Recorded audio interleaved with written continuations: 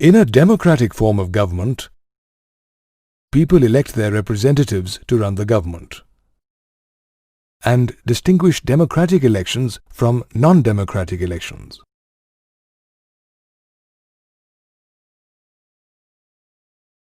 Since 1982, the state of Haryana was ruled by the Congress government.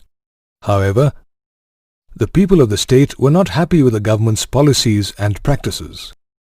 As the time for the next state elections approached, an opposition leader, Chaudhary Devilal, promoted the Nyaya Yuddha or Struggle for Justice movement and formed the Lokdal party and joined hands with other opposition parties against the ruling Congress government.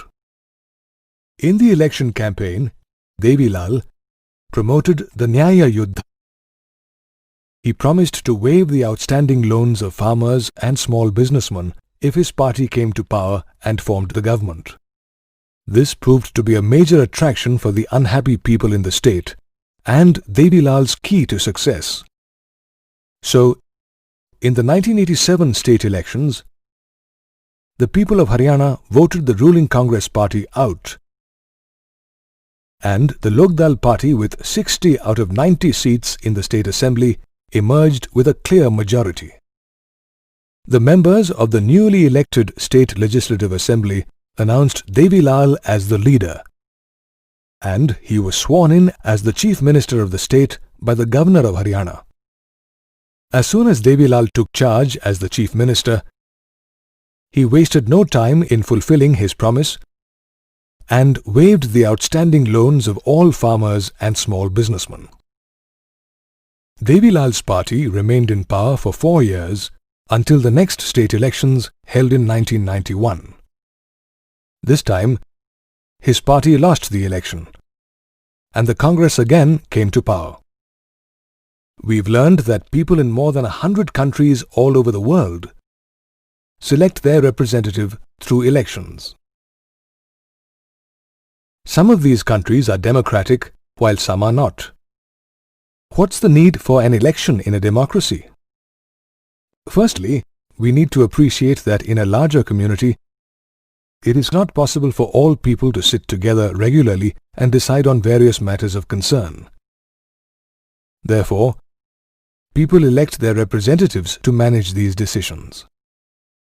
The process by which people choose their representatives at regular intervals is known as an election. The process of election in democratic countries differs from that of non-democratic countries. Let's take a closer look at the characteristics of a democratic election. Firstly, everyone has an equal right to vote. Secondly, different parties and candidates contest freely in the election, and the voters have a right to choose their representative from the different contestants. Thirdly, the right to choose a representative is available at regular intervals. Therefore, elections are held at regular intervals of few years. Another characteristic about a democratic election is that the preferred contestant is elected. And finally, it's important that the elections are carried out in a free and fair manner. That is, every person has a right to choose his or her representative on his or her own will. How healthy is this competition? Well, let's analyze some of the advantages and disadvantages of an election as a form of political competition. Let's first focus on the disadvantages. The greatest impact of a political competition is the sense of disunity that arises among different political groups across different localities. People begin pointing fingers at each other for the simplest of issues and aim at winning the election by hook or by crook. These unhealthy practices deter the system to plan for long-term growth of the state or nation. Another major disadvantage of political competition is that good and deserving people hesitate to participate in this unhealthy competition, and as a result, the people lose out on an able representative.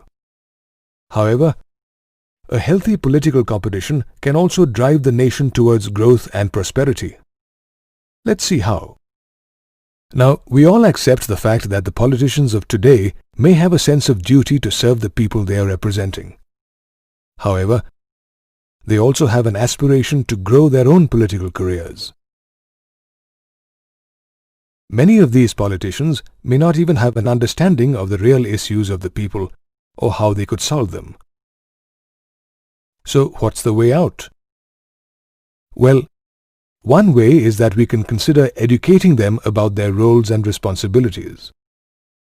Another, more practical approach to the situation could be to define an appraisal and award system for politicians based on their performance in their political careers, where people appraise their political representatives. This is what is called electoral competition.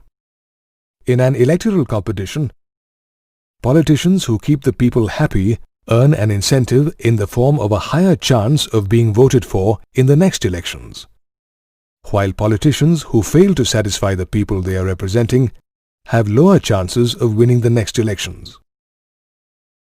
Therefore, we can see that just the selfish desire of growing one's political career can be a good motivator for politicians and political parties. Every 5 years, the Lok Sabha and the Vidhan Sabha are dissolved, and the people elect new representatives. This is known as the general election and is carried. Sometimes, the Lok Sabha and the Vidhan Sabha are dissolved. Such an election is called. At times, apart from the general election, an election may need to be held for a single constituency due to the untimely death